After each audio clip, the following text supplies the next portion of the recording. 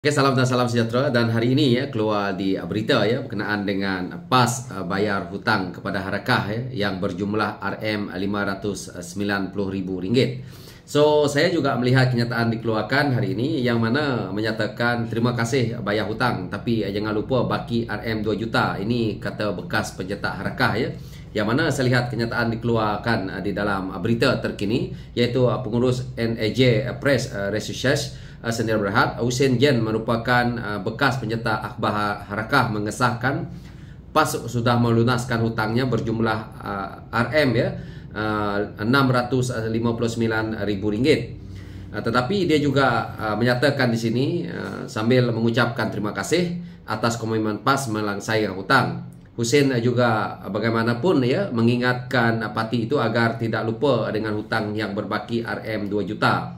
Sejak 2019, PAS mempunyai pertikaian hutang yang melibatkan Harakah dan dua pencetakan, yaitu Angkatan Edaran Enterprise dan juga Press Research. Jadi jumlah hutang dengan Angkatan Edaran yang dikatakan jumlah lebih daripada juta, namun syarikat itu telah diisytiharkan muflis. Bagaimanapun pengurusan yang sama telah menubuhkan NAJ Press Research sebagai pengganti dan terus mencetak Harakah sehingga kini. Jadi hari ini kalau kita tengok ya, megah PAS ya mengatakan mereka dah pun bayar hutang itu, tapi ialah kita tahu PAS banyak tin Milo. Jadi ini keistimewaan PAS ya.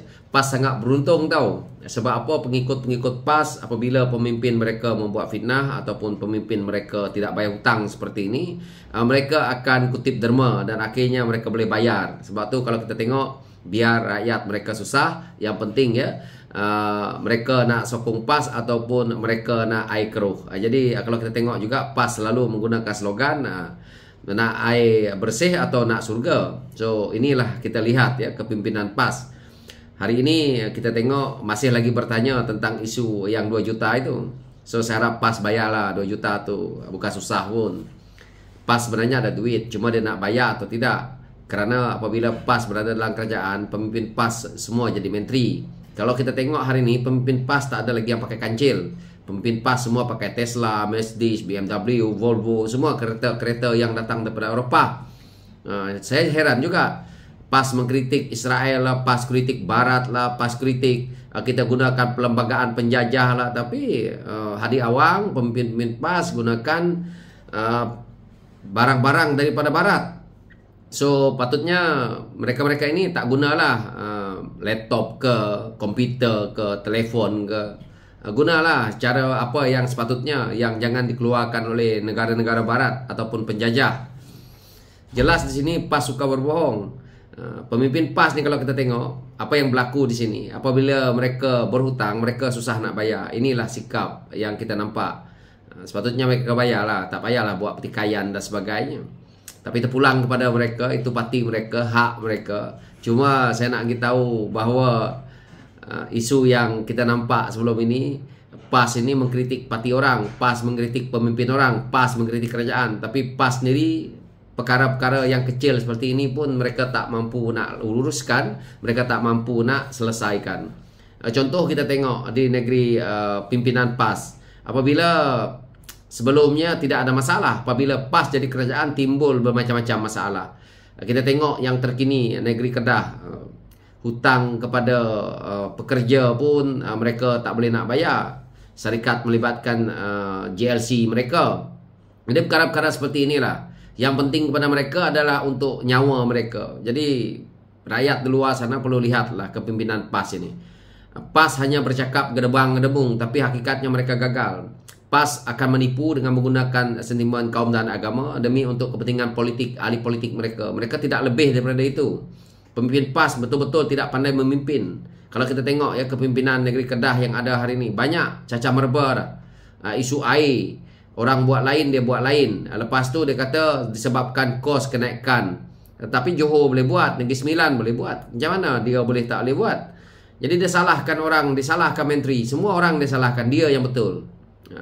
Isu gaji pekerja yang 24 orang itu, saya tengok dalam parlimen, ahli parlimen dia cuba untuk mengalihkan cerita dengan kata bahawa isu itu daripada 2016. Tapi saya cek pula di media hari ini pun kata isu itu adalah isu baru, zaman Sanusi. So kena uruslah benda tu. Pasukan bola sepak dia dulu kata nak lebih gah daripada Johor Bahru, daripada tim Johor yang dipegang oleh TMJ. Saya nampak makin hancur. Ada pula bekas pemain bola sepak mereka dah jadi adun. Saya tengok pun dah senyap sunyi. Dulu kata apabila ditanya oleh pemberita tentang isu apa hala tuju dia, apa dia punya ni yang dia nak bawa kalau dia menjadi YB, dia kata tunggu rahsia sehingga dia menang. Kita tengoklah progres dia.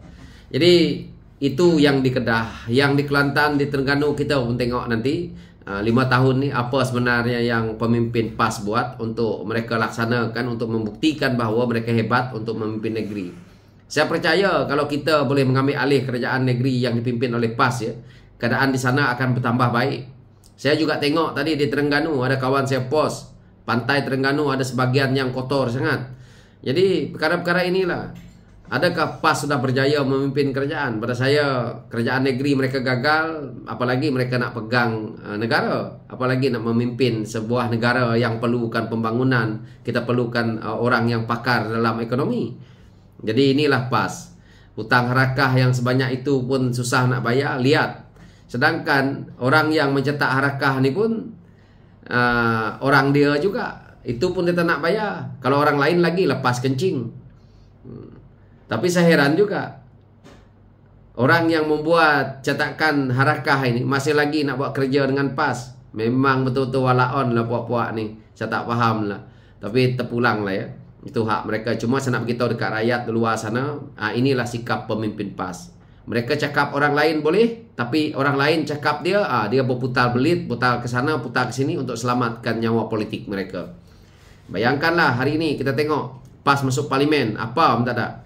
Masuk dalam parlimen, cerita, ingat apa? Parlimen tu tempat nak berceramah, nak kuliah agama. Parlimen itu untuk membentangkan isu rakyat. Dewan Yang Mulia itu mewakilikan ahli-ahli parlimen setiap kawasan di Malaysia ini untuk mereka mengujah perkara-perkara yang ada di kawasan. Tapi PAS hasil mempertikaikan masalah yang ada di kerajaan pusat.